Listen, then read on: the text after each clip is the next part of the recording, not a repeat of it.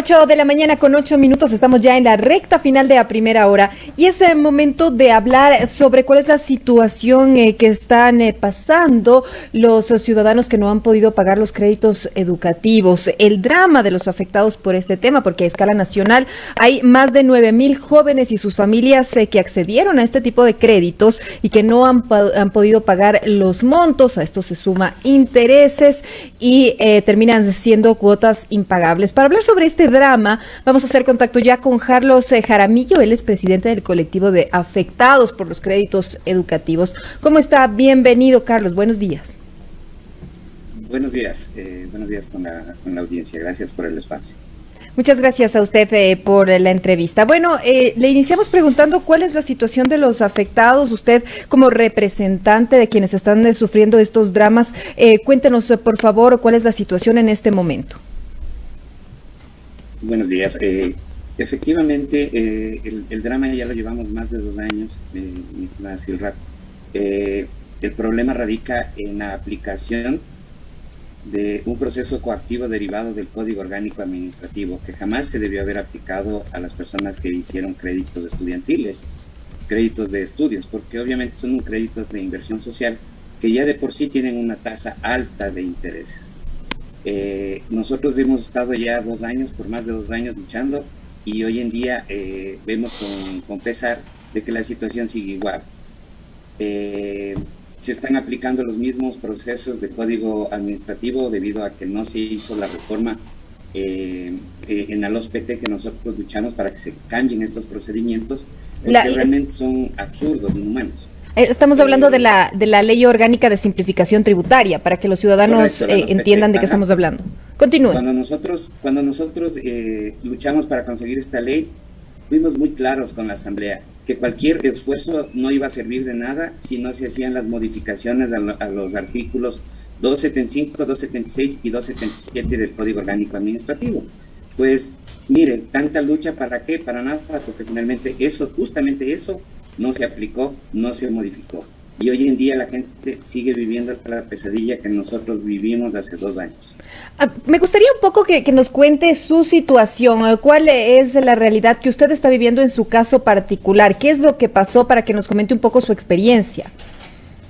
Bueno, no me gusta hablar mucho del caso puntual porque nosotros vamos a la generalidad, porque mi caso, que es el de mi hijo, es de la generalidad, por decirlo así. Hay malos procesos al momento de gestión de cobro, ¿sí? Hay malos procesos al momento de gestión de cobro, malas notificaciones, y simplemente a los chicos les orillan a tener que cumplir un proceso coactivo que consiste en pagar el 20% del valor total de su deuda, y les ponen impedimento laboral, reportados a la central de riesgos, o sea, anulados totalmente, y encima más, si no pagas, simplemente el proceso sigue ahí estancado y no tienes ninguna otra alternativa. Entonces, en el caso puntual de mi hijo, ya aplicamos a la LOSPT para poder salir de esta deuda que no era justo de la manera en la que él cayó en el proceso de coactiva, porque él estuvo pagando y tenía dinero en el banco, pero nunca le debitaron y le pasaron la cartera directamente al IFTH en ese entonces. ¿Con cuánto estaba endeudado su hijo? ¿Perdón? ¿Cuál era la deuda de su hijo? ¿Con cuánto se endeudó para poder estudiar? La deuda de mi hijo fue de 20,000 y siempre siguió en 20,000 y pagó durante 2 años y sigue en 20,000. Ese es el problema que tenemos con los créditos en general. Todo el tema se ha ido más bien al interés, entonces. Todo es interés, mi estimada Silva. Y ahorita que hablaron de chulqueros, creo que es más fácil pagarle a un chulquero que pagar al Cenecid, la verdad. Es una pesadilla. Claro, sin duda. Ahora, sobre el tema de estos intereses, usted nos dice, lleva 2 años ya pagando y la deuda sigue en el mismo estado, en el mismo punto. Claro. ¿Qué es lo que ocurrió? Nosotros aplicamos a la LOSPT, ¿sí? Aplicamos a la LOSPT y ahí teníamos un crédito educativo social. El crédito educativo social daba un interés del 7.5%, 6 meses de gracia y hasta un plazo de 20 años. Con eso nosotros podíamos cancelar la deuda anterior, o sea, un crédito para pagar otro crédito. Resulta que cuando mi hijo se acerca para ya firmar el convenio, que es lo que pasa en general, le dicen que ya no hay crédito educativo social, se acabaron los fondos. se esfumaron misteriosamente, cuando existen varias personas que aplicaron el crédito educativo social y estaban precalificadas, ya no hay. Entonces dice, ok, si ya no tengo el crédito, permítame firmar un convenio directamente con la institución. Tampoco puede porque el sistema no les permite. Bueno, ellos siempre tienen N cantidad de pretextos. Entonces, esa es la situación que están viviendo ahora. Ahora imagínense, la gente que está en el Banco del Pacífico, que está también teniendo problemas porque perdieron el trabajo, porque les disminuyeron el salario, siguen pagando la misma cantidad.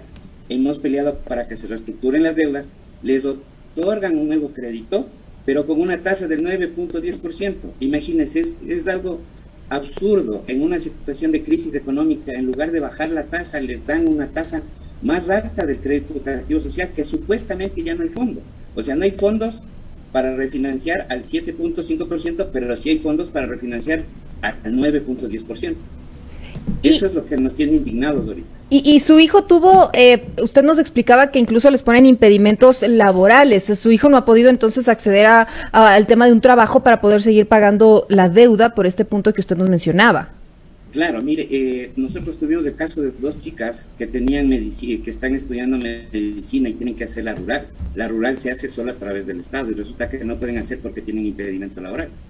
El caso de mi hijo, por ejemplo, con la LOSPT se lograron levantar las medidas cautelares, pero ahora resulta que le van a volver a poner las medidas cautelares porque no tiene cómo acceder a poder solucionar su problema de deuda. Entonces, esto es absurdo porque también peleamos en la Asamblea para que esto del impedimento laboral no se aplique, porque sin trabajo, ¿cómo van a pagar?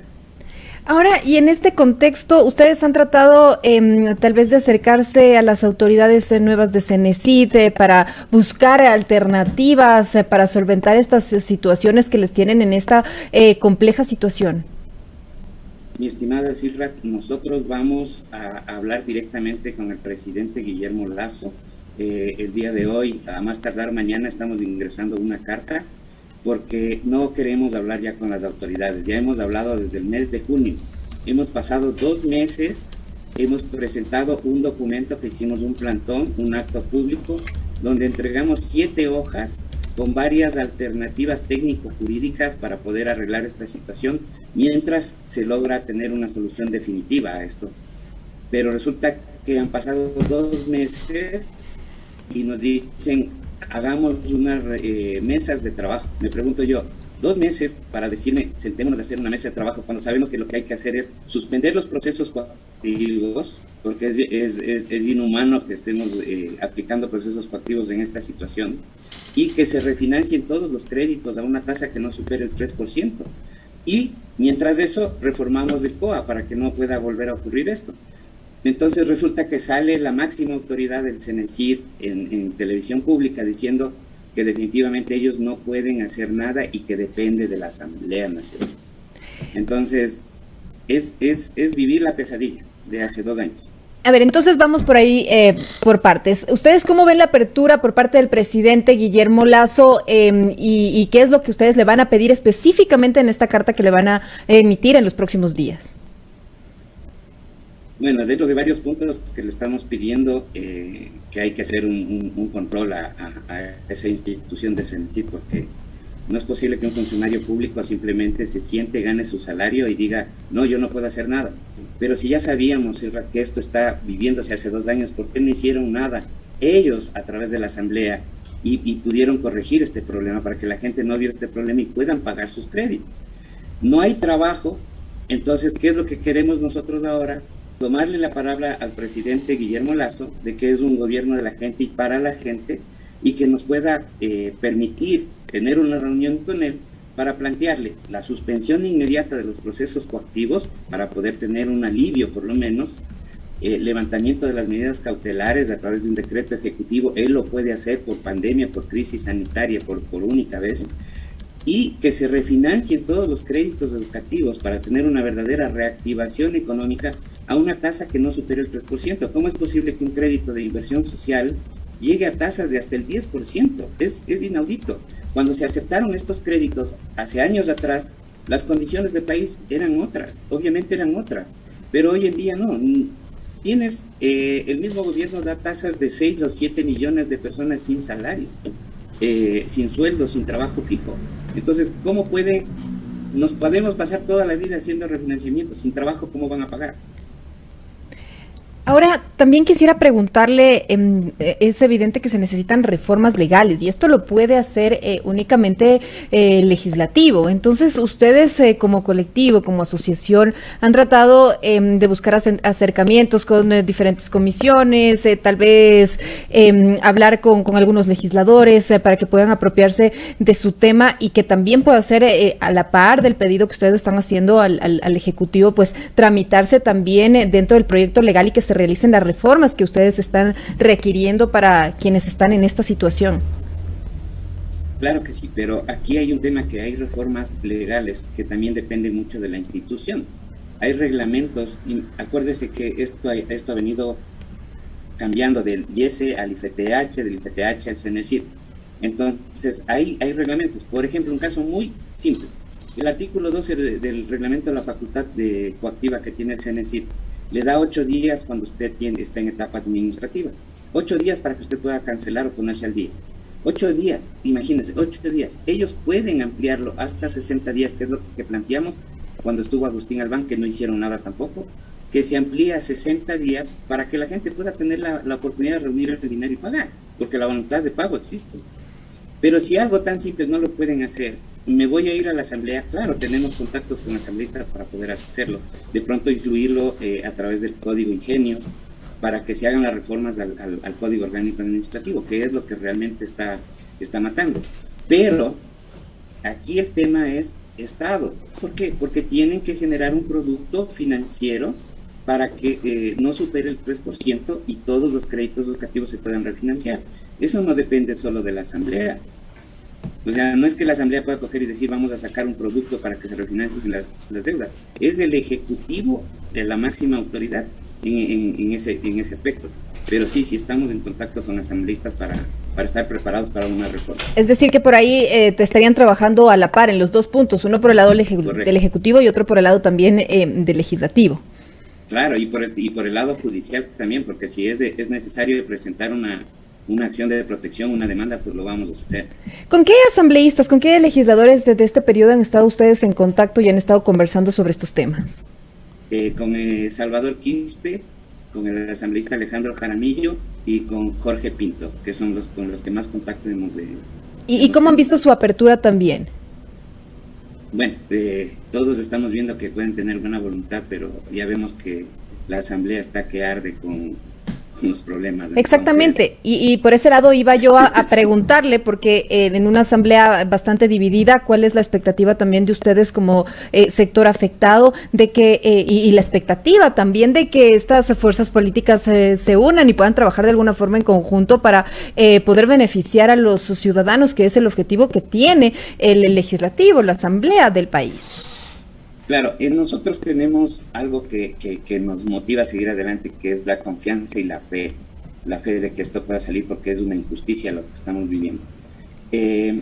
Nuestro problema, nuestro drama, no tiene color de partido político. Es un color, el drama no tiene colores ni fuerza política. Es algo que tiene sentido común y criterio, y nosotros sabemos que vamos a poder lograr tener una mayoría para poder hacer estos cambios.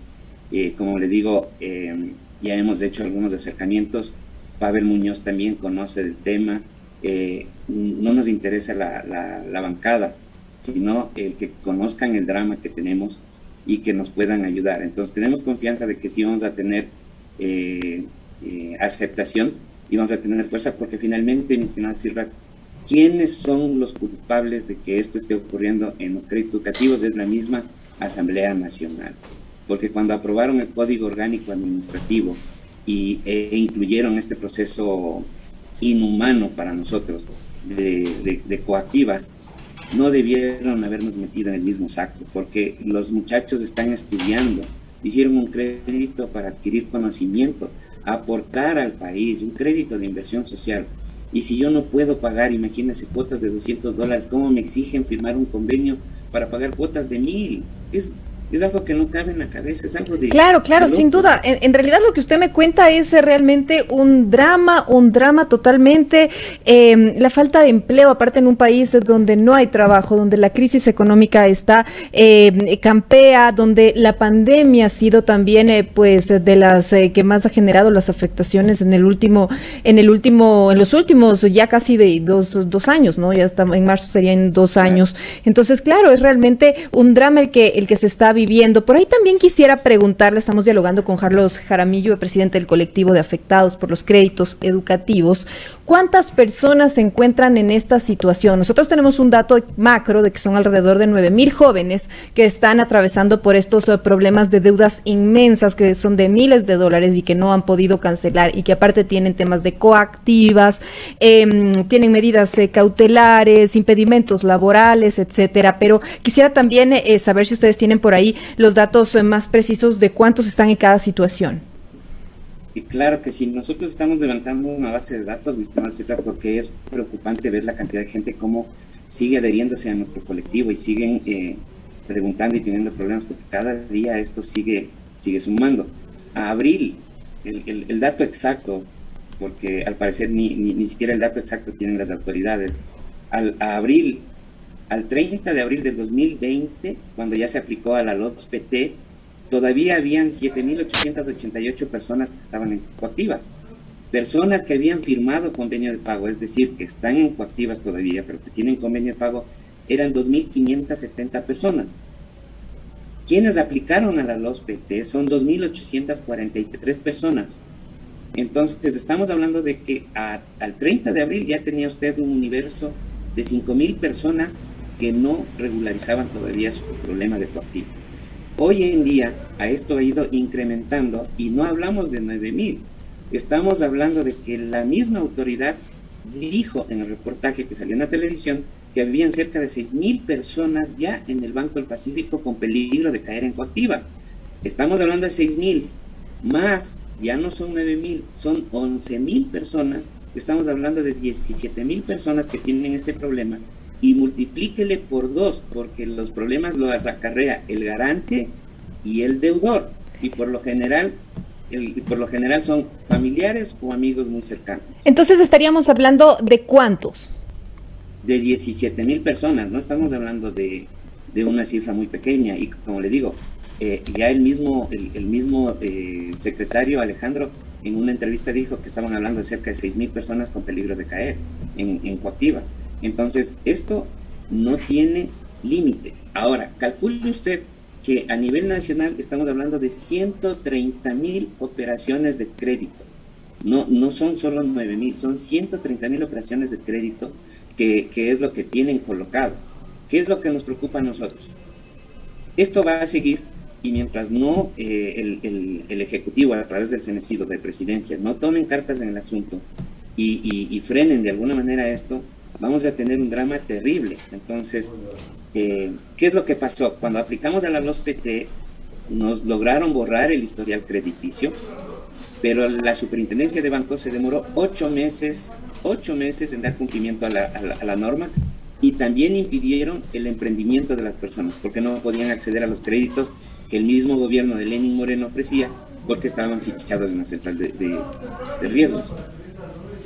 Excelente, entonces, gravísimo en realidad lo que el drama que usted nos ha contado. Queremos agradecerle por su tiempo y también por ponernos y traernos aquí sobre la mesa el mismo caso de su hijo y toda la situación que están viviendo alrededor de 17,000 estudiantes que lo que han buscado es capacitarse a través de créditos educativos que ahora les resultan impagables. Muchas gracias por su tiempo.